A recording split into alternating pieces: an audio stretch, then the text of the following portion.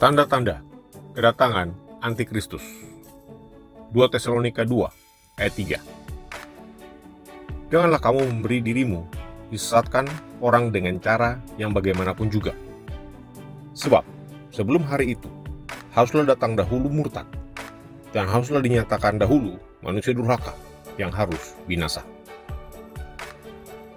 Menurut Alkitab, Antikristus akan datang yang akan mengatur serangan terakhir iblis terhadap Kristus dan orang kudus sesaat sebelum Kristus mendirikan kerajaannya di bumi. Paulus menyebut Antikristus ini sebagai manusia durhaka atau manusia yang harus binasa. Istilah lain di Alkitab adalah binatang yang keluar dari dalam laut, binatang yang merah ungu, dan binatang. Tanda-tanda kedatangan Antikristus. Berbeda dengan keangkatan gereja, kedatangan Antikristus ada tandanya. Beberapa tanda akan mendahului kedatangan dan penampakannya. Setidak-tidaknya, 3 peristiwa harus terjadi sebelum dia muncul di dunia ini. 1. Rahasia kedurhakaan yang sudah bekerja di bumi harus makin meningkat. Rahasia kedurhakaan, yaitu kegiatan kuasa kejahatan di belakang layar yang sudah nyata di seluruh dunia, akan meningkat hingga mencapai puncaknya. Karena ada roh kedurhakaan, kasih kebanyakan orang akan menjadi dingin. Namun, masih ada sisa yang tinggal setia pada iman rasuli sebagaimana dinyatakan dalam Perjanjian Baru. Melalui sisa yang setia ini, gereja akan tetap menjadi gereja yang berperang dengan pedang roh. 2. Murtad harus terjadi. Murtad, bahasa Yunaninya apostasia, yang secara harfiah berarti meninggalkan atau mengkhianati, akan terjadi. Pada hari-hari terakhir, banyak orang di dalam gereja akan meninggalkan kebenaran Alkitab. A. Baik Yesus maupun Paulus memberikan gambaran yang suram tentang keadaan gereja, moral, rohani, dan doktrinal pada waktu zaman ini mulai berakhir. Paulus secara khusus menekankan bahwa gereja akan diserbu unsur-unsur jahat pada hari-hari terakhir. B. Kemurtadan di dalam gereja akan memiliki 2 dimensi. Pertama, kemurtadan teologis adalah pengkhianatan terhadap atau penolakan dari sebagian atau semua ajaran asli dari Kristus dan para rasul. Para pemimpin palsu akan menawarkan keselamatan dan kasih karunia murahan sambil mengabaikan tuntutan khusus, tuntutan Kristus untuk bertobat, memisahkan diri dari percabulan, dan setia kepada Tuhan bersama patokannya. Injil-injil palsu yang berpusat pada keinginan manusia dan kepentingan diri akan menjadi populer. Kedua, kemurtadan moral ialah pemisahan hubungan keselamatan seseorang dengan Kristus, serta kembali kepada dosa dan kedusilaan. Orang yang murtad mungkin memberitakan doktrin yang benar dan ajaran Perjanjian Baru, namun meninggalkan patokan moral Tuhan. Banyak gereja akan membiarkan apa saja demi jumlah uang, sukses, dan kehormatan.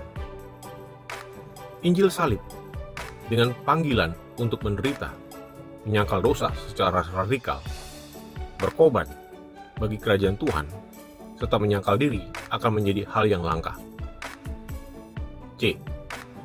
Baik sejarah gereja maupun kemurtadan yang dinubuatkan harus mengingatkan semua orang percaya agar jangan menganggap pasti kemajuan terus-menerus dari kerajaan Tuhan sepanjang zaman sampai akhir.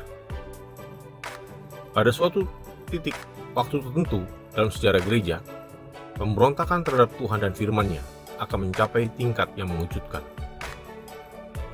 Hari Tuhan akan membawa murka Tuhan atas mereka yang menolak kebenaran. D. Karena itu, kemenangan mutlak kerajaan Tuhan dan kebenarannya di dunia tidak tergantung pada pertambahan berangsur-angsur keberhasilan gereja, tapi pada intervensi Tuhan terakhir kali ketika Dia masuki dunia dengan penghakiman yang adil. 3. Yang menahan harus disingkirkan.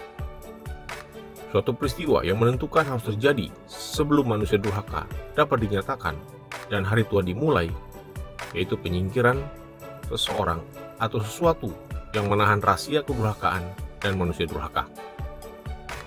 Bila penahan itu disingkirkan, hari Tuhan dapat mulai. A. Yang menahan itu paling baik ditafsirkan sebagai menunjuk kepada Roh Kudus, karena Dia sajalah mempunyai kuasa untuk menahan kejahatan manusia durhaka dan iblis. Penahan ini disebut dengan kata sandang maskulin yang menahan, 2 Tesalonika 2 ayat 7, dan kata sandang netral, apa yang menahan, 2 Tesalonika 2 ayat 6. Demikian pula, kata untuk roh dalam bahasa Yunani dapat disebut dengan kata ganti maskulin atau netral. Pada awal 7 tahun kesengsaraan besar, Roh Kudus akan disingkirkan. Ini tidak berarti bahwa Dia ditarik keluar dari dunia, tapi bahwa pengaruh penahanan terhadap kedurhakaan akan berhenti.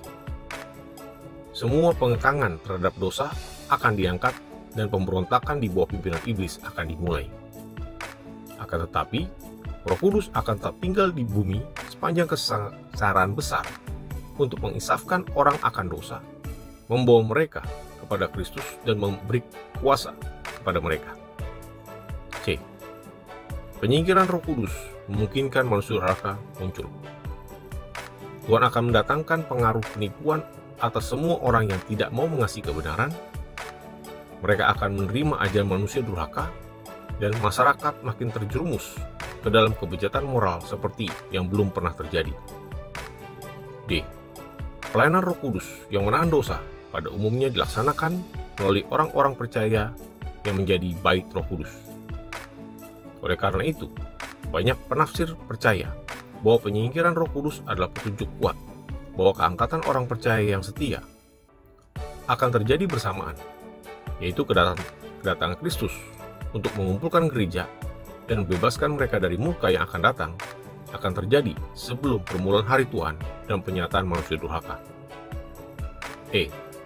Beberapa sarjana berpendapat bahwa si penahan dalam 2 Tesalonika 2 ayat 6 bentuk netral menunjuk kepada Roh Kudus dan karya penahanannya, sedangkan dalam 2 Tesalonika 2 ayat 7 bentuk maskulin menunjuk kepada orang percaya yang terkumpul bersama dengan Kristus dan kini dipindahkan, yaitu terangkat menyongsong Kristus di angkasa. Hati-hatilah terhadap kedatangan antikristus, si manusia durhaka. Tetap waspada dan setia sampai akhir. Semoga Tuhan Yesus memberkati.